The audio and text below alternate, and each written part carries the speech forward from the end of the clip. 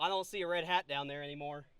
Privyet, my Druzia. My name's Comrade Vadim, and you're watching Ranking Every Assassin's Marksmanship. This week I have a very exciting episode for you. We'll be looking into the recent and very famous attempted assassination of President Donald Trump by Retardy Oswald, or Thomas Matthew Crooks. We're going to be changing up the format a little bit. We're going to get straight to the point this week. So if you like this new format, let me know and I'll keep it going. But anyway, let's dive right into the assassination before we head out to the range and recreate this famous shot. It's July 13, 2024. Then former President Donald Trump was visiting Butler, Pennsylvania as a campaign stop while running for re-election. With the election only a few months away, campaigning in these swing states such as Pennsylvania was critical for each nominee to campaign in. In the days prior, members of Trump's campaign team went out to Butler, Pennsylvania and began setting up for the rally. The rally was going to be held at Butler Farm Showgrounds. Now, despite lots of talk during the campaign about reducing or outright eliminating Trump's Secret Service protection, this never actually happened. In fact, Trump's Secret Service protection actually increased right before this event because the government received intelligence that Iran may be planning an assassination attempt. Anyway, this means that both the FBI and the Secret Service, as well as the Pennsylvania State Police, were actively involved in security both before and during the rally. However, this wouldn't stop Thomas Matthew Crooks, a 20-year-old college student from Bethel Park, Pennsylvania, from visiting that site only 4 days after Trump announced the campaign stop, a whole 3 days before Trump's team would move in and start securing the area. This allowed Crooks to start planning without drawing any attention to himself. And after that, he just waited for the rally. He even went shooting a couple days before to practice his aim. Finally, the day had arrived. Bizarrely, Crooks brought a few different tools with him that day, including a 5-foot ladder, a drone, his rifle, and homemade explosives. He went and scoured the area in the morning, dropped his ladder off near a building, flew his drone around, and was completely unbothered. Despite being only 500 feet away from where Trump would be speaking, it was outside of the security perimeter set up by the Secret Service. At 6:03 p.m. local time, former President Trump arrived on stage, and after all the cheering and chanting settled down, he began his rally. At this point, Crooks was still trying to get into position. He hopped up on some building infrastructure, army crawled across the roof, and began to get ready to take his shot. Feeling all too safe, Crooks' luck almost ran out when a police officer saw him crawling on the building, attempted to scale the building after him, but Crooks saw him, pointed his rifle at him, and the police officer fell down from the side of the building, injuring his ankle, but letting Crooks go. Knowing his time was running out, Crooks quickly took a prone position and began firing. Crooks fired 8 shots at Trump. Trump was hit one time in the ear by the first bullet, causing blood to start covering the right side of his face, and 3 others were hit, 2 injured and 1 killed. Secret Service immediately jumped in, covered Trump, and began evacuating him off the stage. As Crooks took his 8th shot, a member of the Butler County Emergency Services Unit was able to target and engage Crooks. The unit member was able to fire off a shot and damage Crooks' rifle, causing Crooks to stop shooting to reposition his now damaged weapon. However, before Crooks could reposition and begin firing again, a member of the Secret Service counter-sniper team was able to target and engage Crooks, killing him. Trump was then rushed away by the Secret Service, ensuring he had both his shoes. Alright, now on to the fun part. Let's talk about Crooks' weapon of choice. Crooks was armed with a DPMS Panther Arms AR-15 with a Holosun Ames red dot. That'd be unmagnified. Now, I don't have a DPMS Panther Arms AR-15, and I definitely don't own a Holosun Ames red dot, but I do have a AR-15, and I do have a unmagnified optic here, which will serve us very well in the recreation later on in this video. Now, if you don't know about the AR-15, let me just give you a very quick overview of the weapon. The Armalite Rifle 15 is a semi-auto rifle chambered in .223 or .556 in this case, and it is extremely popular in the United States as a modern sporting rifle. They're an extremely versatile weapon, they're very easy to operate, they're ergonomic, and they have a massive amount of aftermarket support in different companies who make them, making you be able to infinitely customize these things to your needs.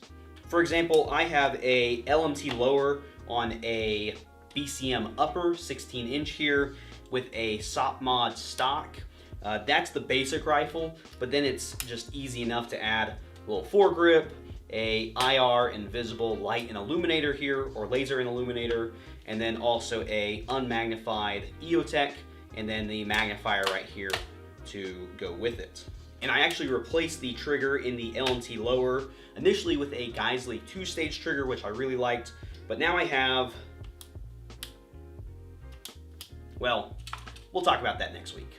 But now that we understand the gun, let's go ahead and move to the details of the shot. Alright, so Trump was front and center on the stage at the podium while Crooks was positioning himself. Crooks scaled and positioned himself on the northernmost AGR International building, which we see here.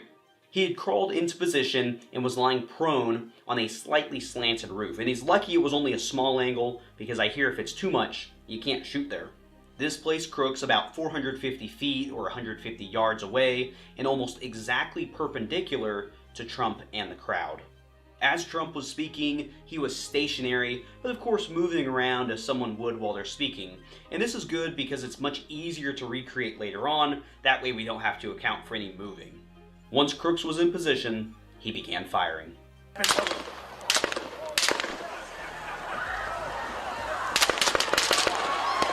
As we can hear, it sounds like Crooks took shots in two different manners. The first 3 shots were more slow and well-paced, whereas the last 5 were much more rapid and possibly random.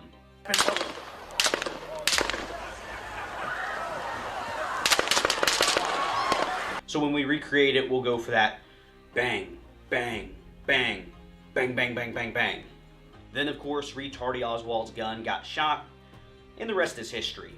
So now there's only one thing left for us to do, and that's head out to the range to recreate this and see just how good of a marksman Crooks really was. The Vadim. Alright, we have headed out to the range to recreate this assassination attempt on President Donald Trump.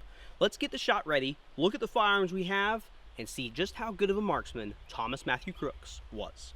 Alright, so we are going to be using an AR-15 today. Thomas Matthew Crooks also used an AR-15. Now he had a Ames red dot. I have an EOTech with a magnifier. His was unmagnified, so we'll make sure we also keep ours unmagnified for today's recreation. And this is Donald Trump for today. Nice hat, buddy. We're going to be set up about 450 feet that way up on the hill, and we're going to attempt to hit the target from that far away. Now this is the longest shot in Ranking Every Assassin's Marksmanship history. I can't imagine if we did anything longer than this that we'd be very successful, but we're going to see. Maybe we're not even successful today. Maybe Thomas Matthew Crooks was an insane marksman. Let's find out. But before we get started, let's take some practice shots. That way we're really prepared. Let's do it.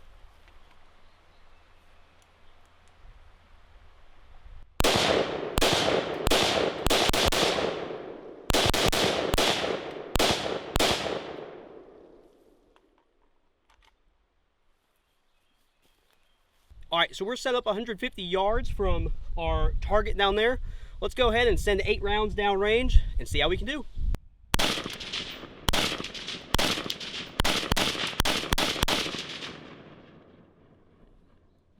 Well, let's go see how I did. Okay, so here's attempt 1. We got 1 shot in the head and 1 shot on the chest. Anything else? Did I mess up the hat? No, good.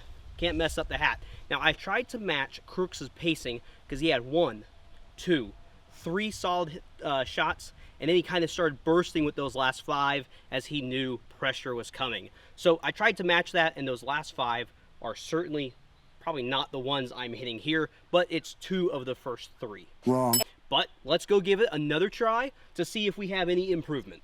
All right, attempt 2. Let's see if we can improve.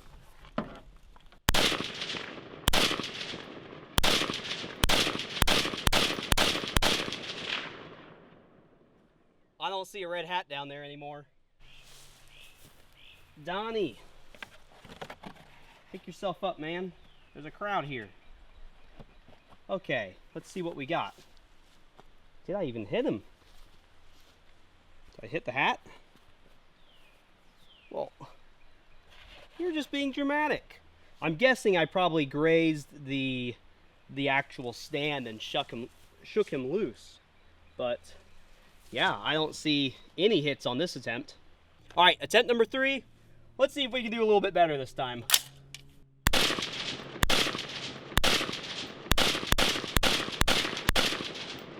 Let's check out the damage. Well, a little bit better accuracy this time. We got 1 in the chest and 1 in the neck. So round 1 we did 2 hits. Round 2 we did 0 hits, and then round 3 we did 2 hits as well. That's about an average of 1 hit, which is exactly what Thomas Matthew Crooks did. So based on all this, it is a long shot through an unmagnified red dot is very difficult. I underestimated this shot for sure. I thought I'd do a lot better than this. Of course, Thomas Matthew Crooks had a lot more pressure than we do. So based on all this, 450 feet away, 1 non-mortal wound through an unmagnified optic. Part of me really wants to give him an A because of how long this shot is. Of course, I can't give him an A because he didn't complete the shot, so that almost wants me to put him in a C, but we're going to average those out and give him a very modest rank in the B category. Thanks so much for watching the episode, guys. If you enjoyed this episode of Ranking Every Assassin's Marksmanship, please make sure to check out the channel, where I have a whole playlist of all the other shorts and long-form videos for you to go check out. Please make sure to leave a like, subscribe, and comment down below. What do you think of Thomas Matthew Crooks' marksmanship? And do you think Trump was really hit, or was it all a publicity stunt? Well, anyway, I'll see you in the next one. До свидания.